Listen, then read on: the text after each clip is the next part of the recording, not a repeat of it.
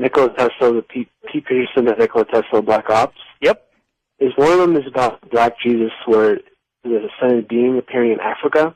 Yep. And I just want to know if you know any more information you would share with us, because I thought that was very captivating to me, and I just wanted more information on it. Yeah, the Black Jesus story. The Black Jesus story was probably one of the most shocking things I ever heard. It came from my insider, Jacob, I call him that in the book, who actually was working for the Rothschilds and still does, and also is a whistleblower who doesn't really do what they want but continues to work for them because he feels like there's some very serious extraterrestrial threats to Earth and that what they're doing is very necessary to protect us.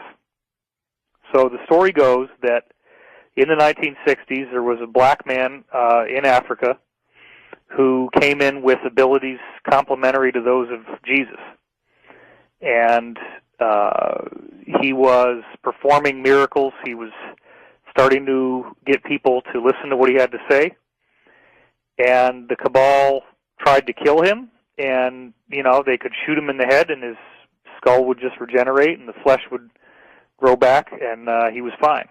And, so the crazy story that I heard, and remember, I was told at the time that if I disclosed this, that I would be killed, and I ended up putting it in the book anyway. But the story was that this guy, they finally said, okay, we're going to bring you to the United Nations and share your message with the world. Let's get you on this flight. They bring him on this flight, and instead of bringing him to the United Nations, they shot him repeatedly, and then actually had some kind of meat grinder device, and basically like a bandsaw, I guess, and sawed up his body into a whole bunch of pieces, put him in these very like radioactive shielded containers, and then had all these fighter jets dock with the plane and fly his body parts to all corners of the world, where then these containers turned them into ash. And they thought that maybe this would defeat him, like that his body somehow, the tissue was necessary.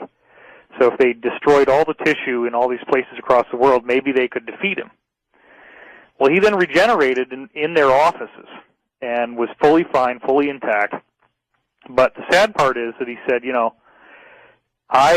you guys so badly do not want me to be here that I am not going to be able to do any more. You're going to get what you want, but bear in mind that in the future, many others like me will be coming, and when they do, you will not be able to stop us. Wow.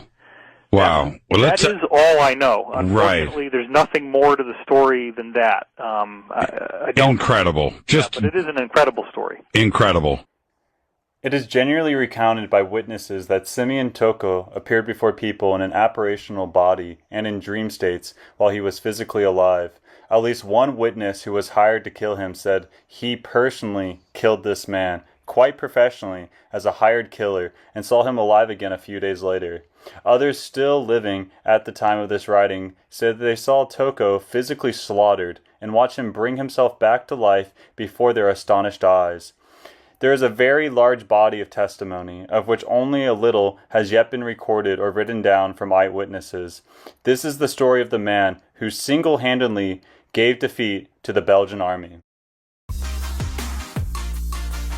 Crypto is simpler than you think. Did you? The truth is stranger than fiction. The unbelievable spiritual power of one man that overcame the Belgian army. Is this a real-life African avatar? It all began because Leopold II wanted his country to join the League of European Empires, but the Belgian state refused to finance its part in Western Europe's expensive scramble for Africa, so they outsourced the task to Leopold, who used personal diplomacy to convince the European powers to grant him control of a large portion of the Congo Basin. He promised to bring civilization to the so-called Dark Continent. Christ in the Congo Free State in 1885, Leopold's playground was an astonishing 17 times the size of Belgium, comprised largely of unmapped jungle. It was initially a huge financial burden, but when worldwide demand for rubber boomed, Leopold cashed in. Congolese workers were sent out into the jungle to slash down vines and layer their bodies with rubber latex. Later, they would scrape it off their skin, often taking flesh and hair with it. Their work was labor-intensive and injurious to health. The only economical way to collect it was via the forced mobilization of Congolese society. The Congo Free State evolved from a vanity possession into a slave plantation. According to History Today, Leopold's Hell operated by an insane logic. Villages were set quotas of rubber, and the gendarmerie were sent in to collect it, a process that was sped up by looting, arson, and rape. If a village failed to reach its quota, hostages would be taken and shot. To ensure that the gendarmerie didn't waste their bullets hunting for food, they were required to produce the severed hands of victims. As a consequence, a trade in severed hands developed among the villagers and those police that couldn't reach their quotas.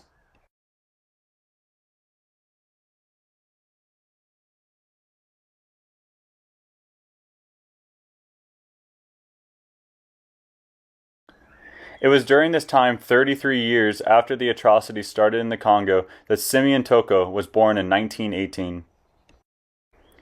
Simeon Toko was born on February 24, 1918, in a northern village in Angola. Not long after Simeon's birth, a missionary at a Baptist missionary society based in Angola had a dream. He dreamed that a great king had been born in the region under his ministry. He decided to go looking for this baby.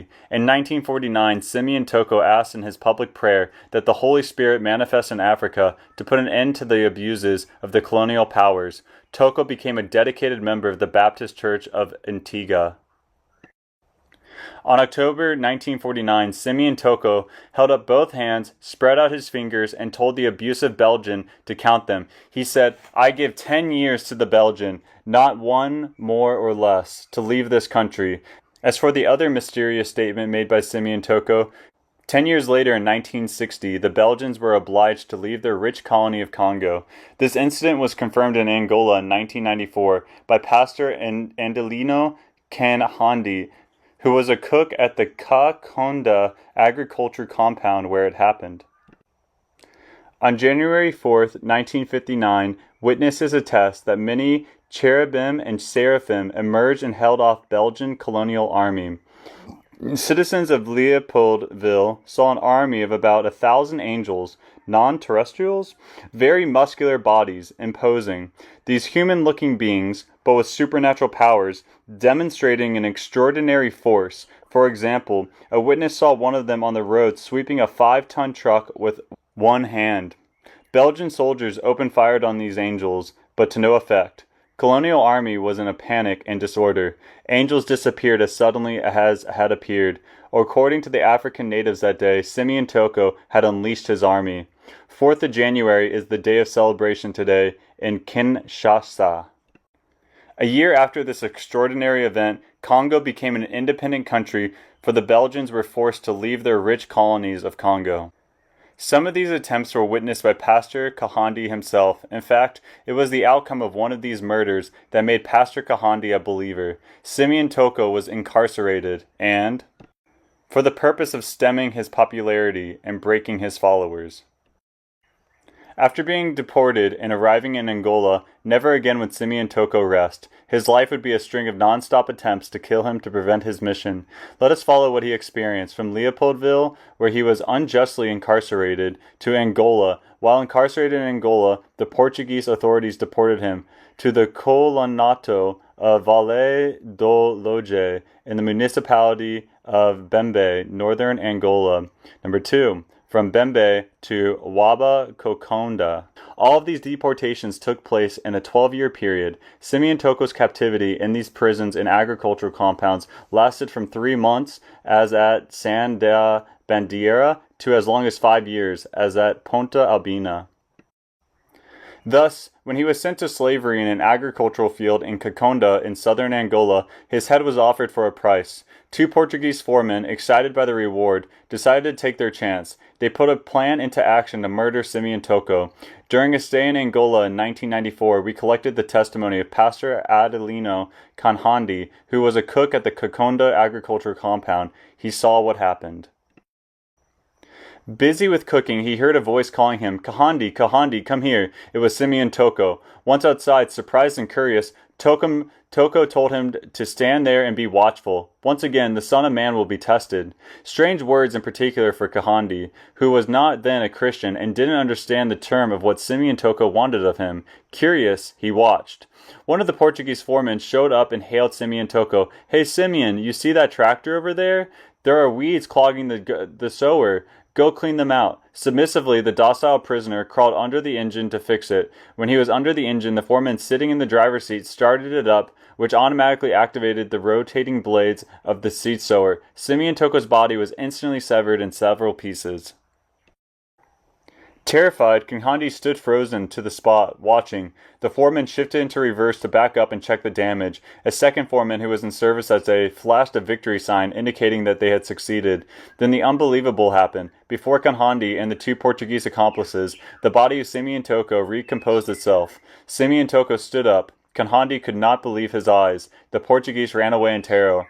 From that day on, Kahandi believed in the Lord, and his entire family converted to the church of Simeon Toko. It was also that day that Simeon Toko made it known who he was behind that smallpox-marred face, purposefully behaving in accord with the following scripture.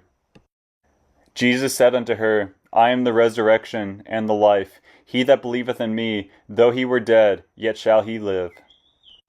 In another instance, the plot was to drown him at sea. In the plane with Simeon Toko sat a Catholic priest and members of Salazar's secret police known as PIDE DGS, including the pilot and co-pilot. Their mission was to fly over the Atlantic Ocean, and after about an hour's distance, push Simeon Toko out of the plane into the deep sea. The moment the PIDE agents rose to subdue him and carry out their murder, Simeon Toko stood up and ordered the plane to stop. The aircraft stopped in midair. It stood still, not advancing an inch, nor rose or fell backward. The crew was stricken by panic. The priest could hardly breathe, and hoarsely huffed out desperate prayers. Simeon lifted his eyes and hands toward the heaven, and after a short prayer he ordered the plane to move again. At once, the plane started moving. Another story refers to a most remarkable attempt by some astonishingly misguided men to kill Simeon. Tools under dictator Antonio Salazar's orders. Some doctors found themselves reading the reports of his purported invincibility. They thought they might pass the time by drilling for the secret, which seemed to protect the mysterious African man. They meant to perform an autopsy on a living human being. Under the pretext of removing a tumor in his chest, the doctors had Simeon Toko taken to a hospital. They put him on an operating table, cut a jagged mortal wound in the left side of the center of his chest, reached into his chest cavity, and pulled out his still beating heart. The aorta and other arteries were severed by scalpel, and his heart was removed. Simeon lay dead, his body covered with warm blood that splashed out of his heart and chest. Simeon Toko came to on the operating table. To their horror and bewilderment, his heartless corpse was moving on its own volition. He opened his eyes, sat up, and looked at them, the chest wound by which they had casually murdered him gaping open. "Why are you persecuting me this way?" he said to them. "Give me my heart back." Simeon Toko, showing the big scar where he was operated on by his killers, who took out his heart. He woke up without a heart, stood up, and asked for his heart back.